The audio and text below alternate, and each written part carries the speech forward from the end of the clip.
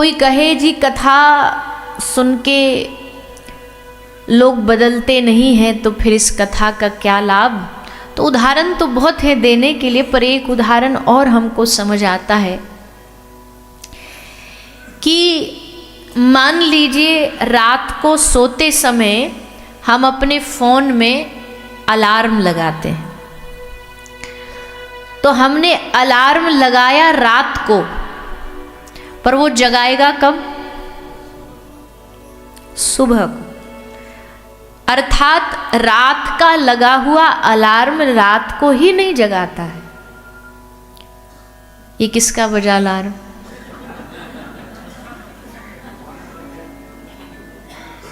हमको लगता है रोज बोलना ही पड़ेगा, बिना बोले मानोगे नहीं आप।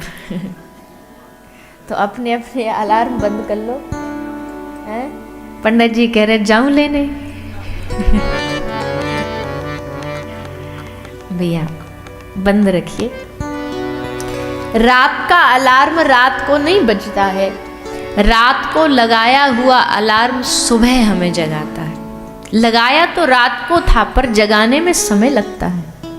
वैसे ही आज की बोई हुई ये कथा, ये अलार्म आज हम अपने जीवन में बो रहे हैं, लगा रहे हैं, भर रहे हैं। फिर एक दिन आएगा जब भगवत कृपा से इसका परिणाम हमें अपने जीवन में देखने को मिलेगा।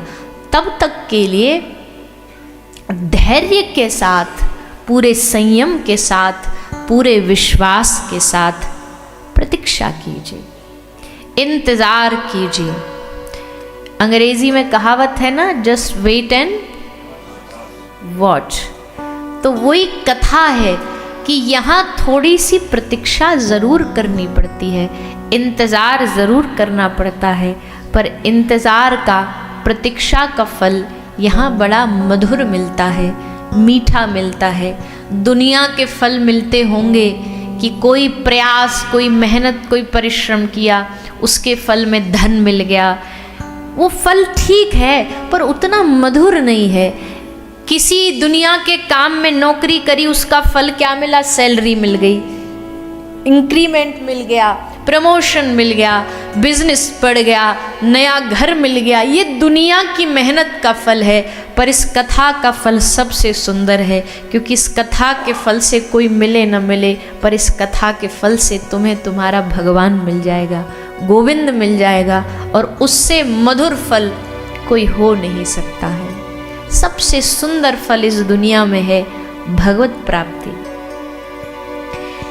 इसलिए अच्छा क्या है, कई कर्म ऐसे होते जिनके करने में सुख नहीं है, बस उनके फल में सुख है। जैसे बहुत सारे दुनिया के ऐसे काम है जिनको हमको करने में बढ़िया नहीं लगता, मजा नहीं आता, बस उसके फल के लिए करते हैं। जैसे अधिकांश लोगों को अपनी नौकरी करना पसंद थोड़ी है। कौन भैया सुबह 8 बजे उठ करके टाई कोट पहन करके सुबह सुबह जाओ, नौकरगिरी करो, फिर शाम को हारे थके आओ, डेली का वही काम। कर्म में उसमें कोई आनंद नहीं, पर उसका जब 30 तारीख को, मतलब महीने के एंड में जब पैसा आता ना, उसमें बस आनंद, कर्म में नहीं है। लेकिन भगवान की भक्ति और कथा एक ऐसा है जिसके करने में भी आनंद है और इसके फल में भी आनंद, इसके करने में भी आनंद है। अब आप सब लोग यहाँ आए हो इतनी दूर से, आकर के यहाँ 7 दिन ऋषिकेश में पड़े हैं, रह रहे हैं, क्या इसके करने में आनंद नहीं आ रहा? आ रहा है कि नहीं आ रहा? अब करने में भी आनंद है, और फल तो पूछो ही मत। फल का जो आनंद है वो तो इससे भी डबल है। जो फल मिलेगा कथा श्रवण करके, उसका आनंद इससे भी कई गुना बढ़कर है। इसलिए ये सत्संग क्रिया में भी आनंद देता, और क्रिया तो छोड़ो ही छोड़ो, ये क्रिया से पहले भी आनंद देता है। कथा जब होती है ना, तो 7 दिन तो जो आए हैं उन्होंने इसको आनंद लिया है, पर जो इसकी आयोजन करा रहे हैं, जो कथा की तैयारी कर रहे हैं, उनसे पूछो, उनसे उनकी तो 6 महीने से कथा ही चल रही है। वो यहाँ जाएंगे, ये बुक करो, ये करो, गाड़ी बुक करो, होटल बुक करो, कमरा बुक करो। तो वो भी कथा ही चल रही है उनकी, क्यों? क्योंकि उनका ध्यान कथा में। अगर आपका मन कथा में, ऐसे बहुत सारे लोग होंगे जो आ नहीं पाए किसी कारणों के कारण, लेकिन वो जहां भी बैठे होंगे, लेकिन अगर उनका मन यहाँ ऋषिकेश की भूमि पर कथा में बैठा होगा ना, तो यकीन मानना उनको यहाँ बैठ के कथा सुनने का ही फल प्राप्त होगा। तुम बैठे कहाँ उससे फर्क नहीं पड़ता, पर तुम्हारा मन कहाँ बैठा है उससे फर्क पड़ता है। और यहां बैठ के भी अगर मन है अभी भी बंबई में, एक उदाहरण देते दृष्टांत। दो ब्राह्मण थे। दोनों ब्राह्मण एक गांव से निकल के जा रहे थे। आधी रात हो गई। दोनों ने सोचा कि विश्राम कर लेना चाहिए, आधी रात हो गई है, कोई जगह ढूंढो। तो जगह ढूंढी गई। जगह ढूंढी तो और तो कुछ मिला नहीं, उस गांव की एक वारंगना मतलब वैश्या, उसका घर था। तो एक बोला भैया सब दरवाजे बंद हैं, हम तो यहीं रुक जाते हैं। दूसरा बोला अरे राम छी छी छी, तू इसके घर रुकेगा? अरे धर्म अपवित्र हो जाएगा, भ्रष्ट हो जाएंगे हम नहीं रुकेंगे यहाँ पर, तुझे रुकना रुक। तो वो छोड़ के चला गया। एक वहीं वारंगना के आंगन में रुक गया। दूसरा कहाँ ढूंढते ढूंढते उसको गांव का एक मंदिर मिल गया, उस मंदिर में चला गया। मंदिर की चौखट पर आराम करने लगा। पूरी रात गुजारी। पूरी रात गुजारने के बाद जो वारंगना के घर रुका था, उस व्यक्ति को पुण्य फल की प्राप्ति हुई, और जो मंदिर में रुका था उसको पाप फल की प्राप्ति हुई। पूछो कैसे? अरे पूछो ना। क्योंकि जो मंदिर में रुका था, वो रुका तो मंदिर के आंगन में, पर बैठा बैठा क्या सोच रहा जानते? अरे फंस गया मैं भी वहीं रुक जाता। मौज ले रहा होगा, वो आनंद कर रहा होगा। कहाँ मैं यह मंदिर में फंस गया जोश जोश में आकर के। वहीं रुकता तो ज्यादा। पड़ा है मंदिर में, पर पूरी रात उसके मन में विचार उसी का चलता रहा। और जो वारंगना के घर पे रुका है, वो बैठा बैठा अपने आप को धिक्कार रहा है। अरे राम राम, कितनी बड़ी भूल हो गई मुझसे, मैं यहाँ रुक गया। उसको देखो कितना बढ़िया मंदिर मिल गया, मंदिर में पूरी रात कीर्तन कर रहा होगा, ठाकुर जी के दर्शन कर रहा होगा, कितना आनंद आ रहा होगा। उसका मन मंदिर में लगा रहा और उसका मन उस वारंगना के घर में लगा रहा, इसलिए उसे पाप मिला और उसे पुण्य मिला। दोनों में बस इतना ही भेद है भैया। इसी बात से समझ लो, ऐसे बहुत लोग होंगे जो ना आ पाए होंगे कथा में, लेकिन उनका मन, उनका चित्त, उनका भाव यहाँ कथा से जुड़ा होगा, तो उनको यहाँ होने का फल प्राप्त हो। कहाँ हो शरीर से वो बड़ी बात नहीं है, मन से किसके साथ हो वो ज्यादा बड़ी बात है। तो धन्य तो वो है जो तन से भी यही है और मन से भी यही है। तो ऐसे लोग तो सत्संग के परम सौभाग्यशाली बन जाते हैं। आप हम सबको ये सौभाग्य मिला है। एक होता है भाग्य और एक होता है सौभाग्य। दोनों में अंतर क्या है? किसी आदमी को रसगुल्ला पसंद हो, भूख लगी हो, और आप कहें भूखे को अचानक से रसगुल्ला मिल जाए, ये उसका भाग्य है। पर जब वो रसगुल्ला खा रहा हो तब आपको, जानते हो रसगुल्ला कहाँ से लाए हम? बोला कहाँ से लाए हो? बोले हम ऋषिकेश गए थे, वहाँ दर्शन करने नीलकंठ गए, मनसा देवी गए, और दर्शन करके वहाँ से पंडित जी ने अपने हाथ से ये रसगुल्ला प्रसाद में दिया है। अब जो अब तक रसगुल्ला भाग्य था, अब वो भगवान का प्रसाद बन के सौभाग्य बन गया। अब वो सौभाग्य है। तो आप हम सबको यहाँ भाग्य नहीं लाया है। कोई समझ रहा हो कि कोई भाग्य से हम यहाँ आए, ना ना ना, भाग्य से कोई नहीं आ सकता है। भगवान की कृपा, माँ गंगा की कृपा, भगवान महादेव की कृपा आप हम सबको यहाँ खींच करके लाई है।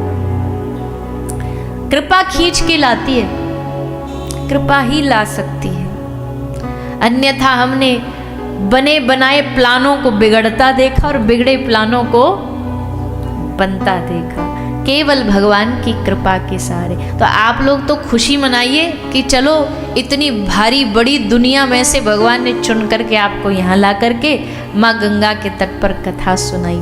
और कल बड़ी अच्छी बात बोल रहे थे हमारे सोनी जी कि पहली बार आज तक भगवान की कथा, कृष्ण का जन्म यमुना जी के तट पे हुआ, आज हम कृष्ण का जन्म गंगा जी के तट पर होता हुआ देखेंगे। तो यमुना जी की तट पर ठाकुर जी प्रकट हुए, पर आज ऋषिकेश की इस भूमि पर ठाकुर जी गंगा के तट पर आनंद देने के लिए हम सबको आएंगे।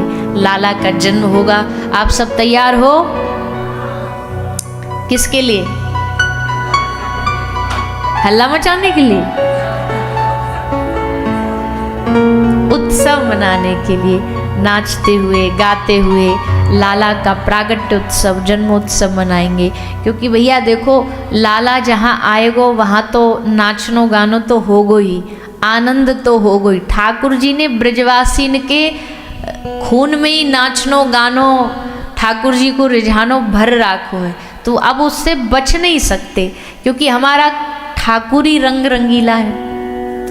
अब देखो, बात अगर किसी और देव की करें, महादेव की करें, तो बड़े शांत धीर गंभीर आंख बंद करके एकदम योगी तपस्वी बने बैठे रहते हैं। पर ब्रज को ठाकुर तो भैया जब तक चारों तरफ ऐसे देख न ले, सब पे आंख न डाल ले, अपने नैनन को मटका न ले, तब तक वह को मन ना लगे।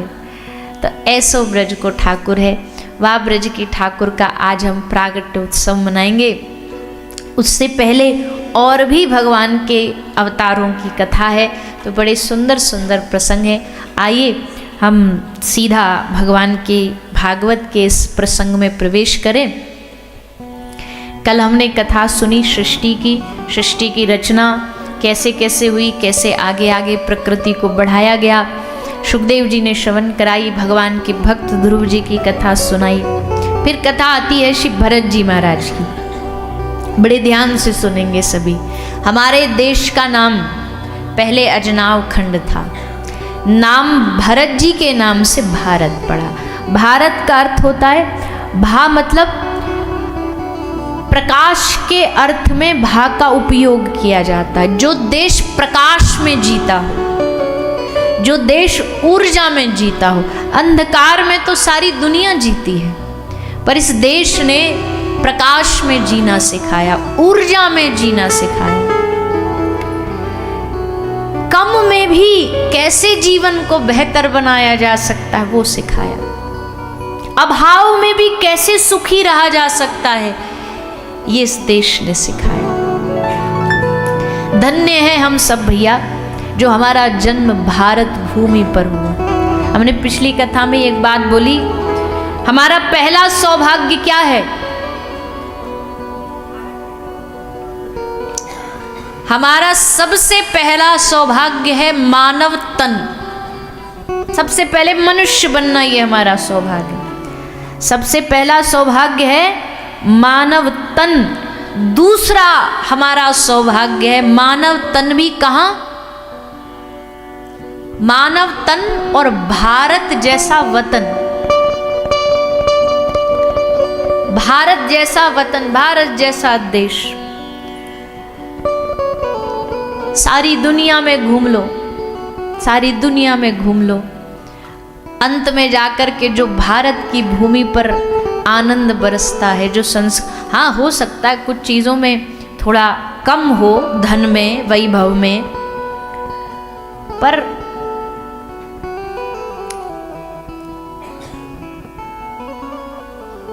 क्या बताएं। भारत जैसा वतन, मानव तन, भारत जैसा वतन। और तीसरा, भारत में भी पहले मनुष्य तन, फिर भारत जैसा वतन, और उसमें भी सनातन। सनातन धर्म में जन्म मिला तो हमें पता है कि नहीं, यहाँ चींटियों को भी दाना, चींटियों को भी देख के चला जाता है, पक्षियों को दाना डाला जाता है। हम हिंसक नहीं हैं, हम अहिंसक हैं। हम किसी को भी पीड़ा नहीं दे सकते, हम किसी को कष्ट नहीं दे सकते। ये सनातन धर्म की पहचान है। ये तीन सौभाग्य भगवान ने हमें प्रदान करे।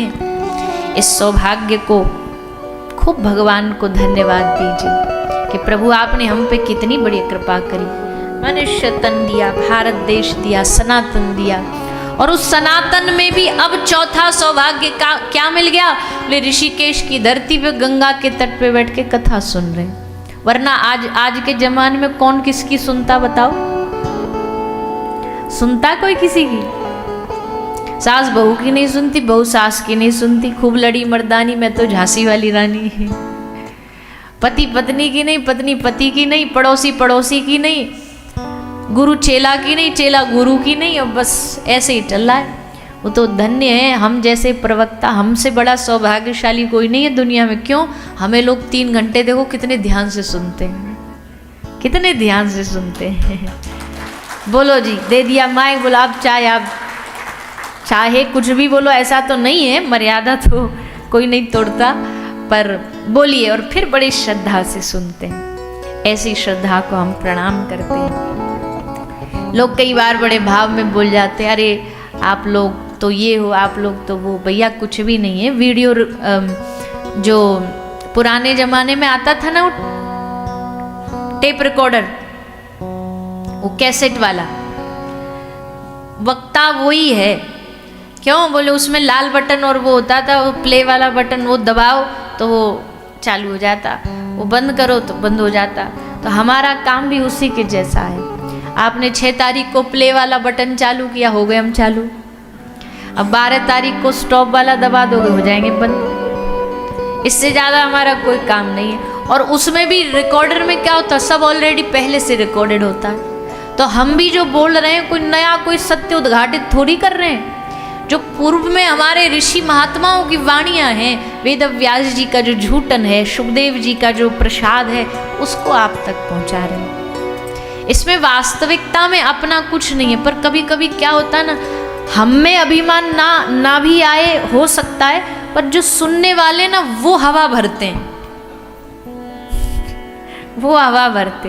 अरे आपकी एक मैया आ जाई, बैठी होंगी कहीं, ले आपके कंठ में तो ऐसे लगता है जैसे गुड़ और मिश्री घुल रही हो। अब ऐसे में आदमी न फूले तो कैसे न फूले। अरे वाह, देखो, देखा, सुना। पर हम ये नहीं कह रहे कि अच्छी नहीं लगती प्रशंसा। किसको अच्छी नहीं लगती दुनिया में? पर महापुरुष कहते भैया, निंदा पचाना फिर भी आसान है, पर इस दुनिया में प्रशंसा पचाना बड़ा मुश्किल है। क्योंकि निंदा से तो आदमी नीचे होता है, विनम्र होता है। प्रशंसा से उसके भीतर अभिमान पैदा होता है। प्रशंसा से उसे लगता है कि अब तो हमारे आगे दुनिया में कोई नहीं, हम ही है जो कछु है। लेकिन महापुरुष कहते हैं जब कोई प्रशंसा कर रहा हो तो भीतर भीतर अपने ठाकुर जी को याद करना चाहिए। ठाकुर जी बचा लो, खींच रहा है, हमें ले जा रहा है। आप बचाओगे तो बचेंगे नहीं, हम बह जाएंगे। तो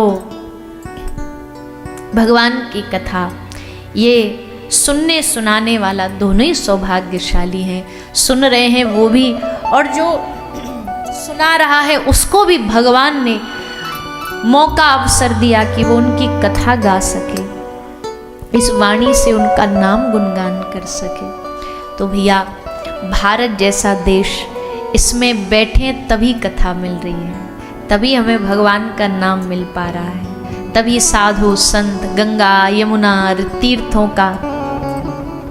किसी ने कहा ये भारत वाले भारत भारत गाते रहते हैं, वैसे कहते सारी दुनिया विश्व भगवान का वसुदैव कुटुंबकम।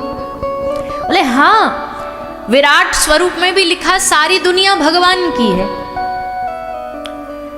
अफ्रीका भगवान का रूप है, अमेरिका भगवान का रूप है, भारत भगवान का रूप, लेकिन अंश है, भगवान के स्वरूप से प्रकट हुआ है। लेकिन जैसे शरीर में हाथ भी जरूरी है, पाँव भी जरूरी है, मुख भी जरूरी है, आंख नाक कान भी जरूरी, लेकिन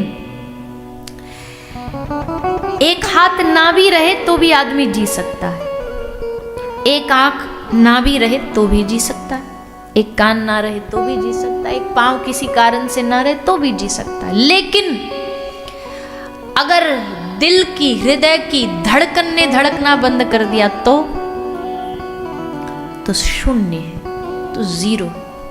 वैसे ही सारा विश्व भगवान का ही रूप है। कोई चरण है, कोई हाथ है, कोई आंख है, कोई नाक है, लेकिन भारत भगवान के दिल की धड़कन है। और जब तक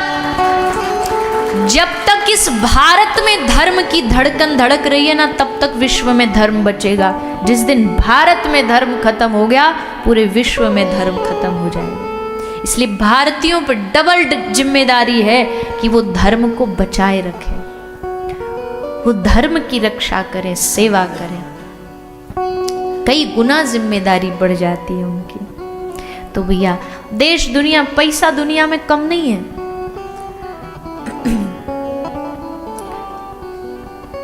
हमारे मैया अमेरिका से आई हैं, पूछो इनसे, क्या बढ़िया वैभव है, क्या बढ़िया बढ़िया घर हैं, कई एकड़ों में फैले हुए हैं। पर हमसे पूछो, हम जब वहाँ 1-2 महीने के लिए जाते हैं ना, एक कैलेंडर में दिन गिनते हैं कि कब ये निकले और कब हम अपने भारत भूमि वापस लौटे, कब दर्शन करें ठाकुर जी का, ब्रज का। ऐसा नहीं कि वो भूमि अच्छी नहीं है। हमको वहीं के किसी भक्त ने एक बात बोली कि ये जो विदेश में है ना, खूब पैसा है, पर ये क्या है? बोले सोने का पिंजड़ा है तो सोने का है, तो स्वर्ण का, पर है पिंजड़ा ही। और भारत भूमि प्रेम की धरती है, प्रेम की भूमि है। एक बार बनारस के एक बड़े अद्भुत शहनाई वादक हुए श्री बिस्मिल्ला खां साहब, आप बाहर गए तो किसी ने उनसे कहा कि हम आपको अमेरिका में घर दे देंगे, आप यहीं रह जाओ, यहीं रह कर के पूरी यात्रा करो।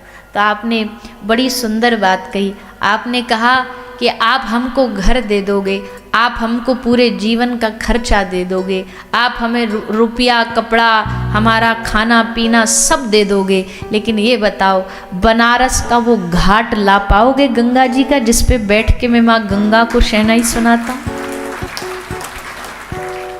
भगवान विश्वनाथ को ला पाओगे यहाँ पर, जिनको बैठ करके मैं अपना वादन सुनाता हूँ? तो भैया तुम्हारा देश तुम्हें मुबारक, हम तो उसी गंगा के तट पे बैठ करके उनको रिझाएंगे।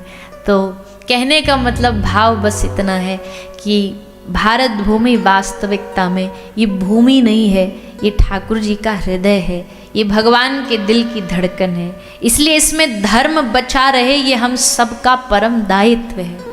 धर्म की रक्षा हो, गाय की रक्षा हो, ब्राह्मणों की रक्षा हो, संस्कृति की रक्षा हो, पहाड़ों पर्वतों की रक्षा हो, संस्कारों की रक्षा हो।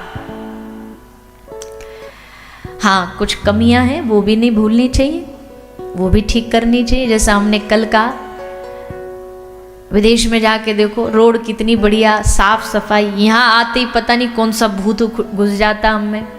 आदमी अमेरिका में जाके एकदम सीधा हो जाएगा, लंदन जाके एकदम सीधा हो जाएगा। यहाँ से भी गया आदमी, कोई गंदगी नहीं फेंकेगा जमीन पे। और जैसे भारत में उतरा कि उसमें कौन सी देवी चंडी चढ़ जाती है कि लिया थूका, लिया फेंका, लिया गिराया, और फिर वही सब करने लग जाता। तो गंदगी से बचिए। भ्रष्टाचार, रिश्वतखोरी, ये कुछ राक्षस दैत्य हैं जो हमारी भारत को बदनाम करते, हमारी संस्कृति को बदनाम करते हैं। हर जगह टेढ़ा काम निकालने की कोशिश करते हैं। उसको भी थोड़ा, अब जहाँ जहाँ कमियाँ वो भी तो ठीक करनी चाहिए। सिस्टम थोड़ा सा स्लो है, पर है ठीक है, बढ़िया है, उसको भी ठीक करना चाहिए। एक माता थी तो वो पेंशन मिलती है ना, जिनके पति नहीं रहते, तो विधवा पेंशन मिलती है, तो उसके लिए फॉर्म कुछ फॉर्मेलिटी होती है, तो वो भरने चली गई। तो किसी ने कहा, अरे मैया, जो जानता था उसको बोले, मैया तुम्हारा पति तो जिंदा है, तो तुम काय को भरने आई हो? तो बोली, पति तो जिंदा है पर बीमार है, लगभग 3-4 साल में चले जाएंगे, और जब तक वो जाएंगे तब तक फॉर्मेलिटी में 3-4 साल निकल जाएंगे इसलिए मैंने सोचा प्री प्लान कर लेना चाहिए, 3 साल पहले से ही फॉर्म भरना चालू कर दूं, तब जाके उनके तो भैया यहाँ तो एक बार अखबार में हमने पढ़ा था, बोले एक कैदी था, उसको सज़ा मतलब बेल मिली कि वो दोषी नहीं है, दोषी नहीं पाएगा। तब तक पता चला कि दोषी नहीं पाया गया, तब तक तो वो जेल में ऊपर ही जा चुका था, जब तक वो उसका न्याय आया। तो न्याय व्यवस्था में भी थोड़ा सा झोलमाल है। तो अब वो तो ऊपर पदों पे बैठे लोग करेंगे, पर जो हमारे हाथ में हमें वो कर लेना चाहिए जिससे अपने देश की सभ्यता संस्कृति सुरक्षित रहे। तो भरत जी के नाम से हमारे देश का नाम भारत पड़ा। और एक भारतीयों की और अच्छी बात है, जुगाड़ू बहुत अच्छे हैं, जुगाड़ बढ़िया लगा लेते हैं। इनसे बढ़िया कोई जुगाड़ दुनिया में कर नहीं सकता। जो काम कहीं नहीं हो रहा भारतीयों को दे दो बढ़िया जुगाड़ लगा के रास्ता निकालेंगे। घी सीधी उंगली से ना निकले तो